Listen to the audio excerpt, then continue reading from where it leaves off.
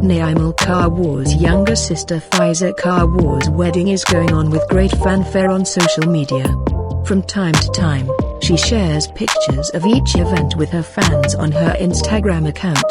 Seeing the beauty of these three sisters including Naimal, fans are seen asking what is the secret of their beauty.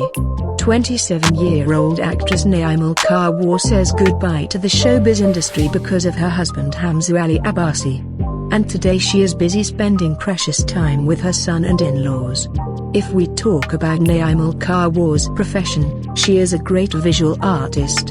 And while her husband is busy writing a book, some people also say that Fazeela Abbasi will soon be seen working on the screen again. But they will work on projects that send a message to humanity. Because he had distanced himself from the showbiz industry by saying that he would now spend the rest of his life following the principles of Islam. But in today's article, we will see the Naimal Khawar's sister-in-law Dr. Fazeela Abbasi with her brother Fazeela Abbasi. Some people, after looking at the pictures of Nanad, said that she is a photocopy of Bollywood actress Katrina Kaif. Let's take a look at some beautiful pictures from Fazeela Khawar's wedding.